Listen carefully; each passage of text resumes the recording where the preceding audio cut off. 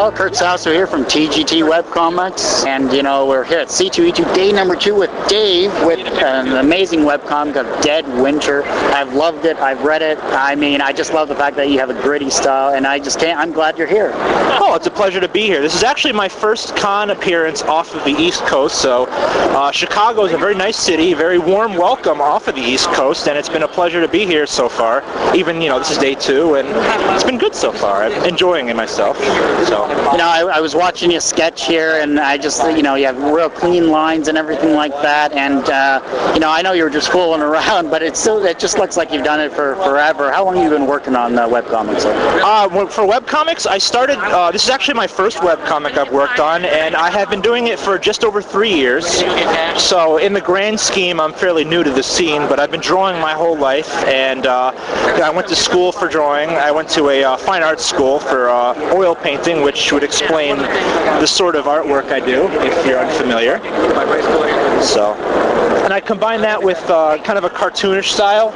So it has, like as you said, a gritty feel, but it maintains, you know, the more energetic, more expressive, more cartooniness, which takes it away from what one would expect from a zombie genre comic, and kind of pull it away from, you know, the running, screaming, and the horror, and kind of let it, you know, not take itself too seriously, be more fun, be more energetic, be more expressive, and let it branch off and do different things. And well, exactly. I mean, I said to you before we started recording, this waitress has the job from hell, quite literally. I mean, they must be horrible tippers, hand, finger, you know, toe. Oh yeah, it's basically, I think, I haven't seen too many stories that start out with, you know, the person who has the awful job that a lot of people in the country have, so I feel, you know, focusing on that kind of person instead of, say, you know, the cop or, you know, the army guy or the office guy or people with money, you know, tell a story from the perspective of someone who, you know, she's an intelligent person. The main character, her name is Liz. She's intelligent, she's educated, she has an English major degree, so she's, you know, been to college, but she still works an awful job, and there are a lot of people in the world or in this country who can identify with that still, so, and I think it's kind of a more interesting angle to come from.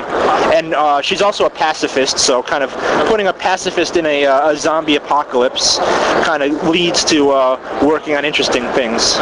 Well, you know, I love your artwork. I mean, you got some beautiful posters here. I mean, this is great stuff. That's a classic design. I mean, some wonderful work. Well, this has been pretty popular. I started doing these color prints around Christmas time. I like to just do one because doing the comic itself takes so much time that I just take a break and I do something, and you know, something like that comes out, and it's fun to do, to kind of branch out, and